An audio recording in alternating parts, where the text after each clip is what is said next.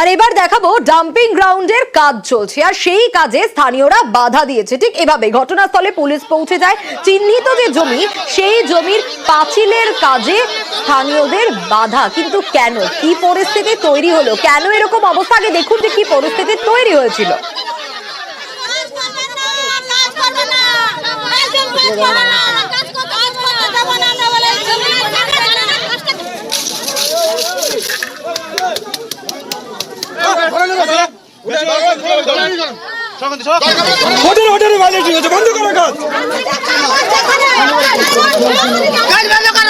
তাই নাকি কোর্টে অর্ডার ভায়োলেট করে করবে না, অ্যারেস্ট করো, সকলকে অ্যারেস্ট করো। এদিকে আসুন, এদিকে আসুন। কে বলছে? এটা কে আছে? শোনাশুন, শোনাশুন। আপনি কে আছেন? আমি অ্যারেস্ট করে নিচ্ছি, করে নিচ্ছি, আমি অ্যারেস্ট করেছি। শোনাশুন ভাই, এই ফালা লাগাও, অ্যারেস্ট করো। এই কাজ করবে আপনার লেবার, স্টপ করো এখান থেকে, নাহলে তুই যাও ওইদিকে।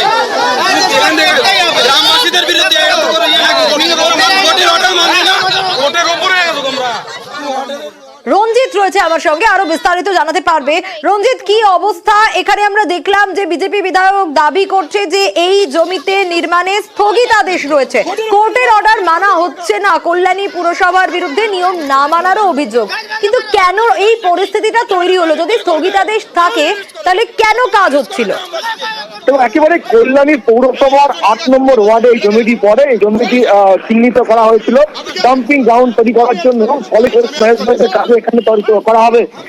যেটা বিতর্ক তৈরি হয়েছে যে এই জমিতে ঘেরার কাজ চলছিল, পাঁচিল দেওয়ার কাজ চলছিল, সেখানে বিপক্ষে এবং সেখানে কিন্তু বাধা দেয় স্থানীয়রা।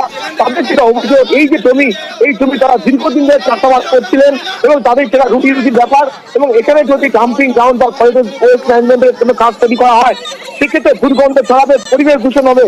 যদিও বিজেপি বিধায়ক তার যেটা অভিযোগ যে কোর্টের যে অর্ডার রয়েছে তারপরেও পৌরসভা কোনো কথা শুনছে না, তারা কোর্টের অর্ডারকে মান্যতা দিচ্ছে না, সেটা কাজ করা হচ্ছে এবং উত্তপ্ত পরিবেশ তৈরি এবং বিধায়ক নিজে কিন্তু কাজে বাধা দেন, কাজে বসে কাজ করতে পারে।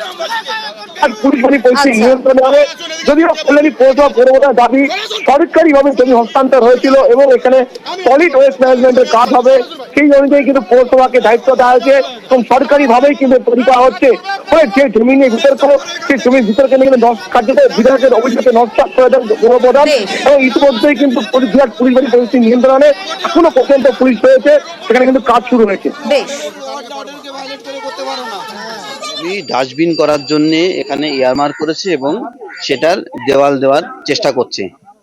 এইটা একেবারে সম্পূর্ণ ঘন জনবসতি এরিয়ার মধ্যে এত বড় একটা ডাস্টবিন, সমস্ত শহরের সমস্ত আবর্জনা এখানে যদি এসে হয় তাহলে এরা থাকতে পারবে না। কল্যাণী সিভিল কোর্টে সিভিল স্যুট ফাইল করেছে, সেই স্যুটে কোর্ট অর্ডার দিয়েছে স্টপ ইভিক্টিং দিস পারসন। ঠিক আছে, যারা নাকি কৃষক তাদেরকে এখন আপনি ইয়ে করতে পারবেন না। এরা কোর্টের অর্ডারটাকে ভায়োলেট করে এরা কনস্ট্রাকশন চালিয়ে যাচ্ছে, এনকোয়াজ করে যাচ্ছে। আরে প্রথম কথাটির প্রতিবাদ করি, ওখানকার স্থানীয় বাসিন্দার এরকম কেউ নেই, সব ট্রেসপাসার, কেউ স্থানীয় বাসিন্দা নয় ওখানকার। কারণ যে জমিটা হ্যান্ডওভার হয়েছে সেটা পৌরসভাকে এসডিও সাহেব আর ডিপার্টমেন্ট মাধ্যমে সরকারি উদ্যোগে আমাদের পাওয়া একদমই জমি।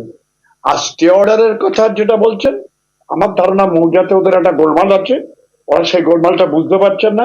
যদি সত্যিই মনে হয়ে থাকেন যে স্টে অর্ডার, এমএলএ সাহেবকে বলুন যে স্টের বিরুদ্ধে আমাদের কন্টেম্প করে কোর্ট অর্ডার নিয়ে আসুন।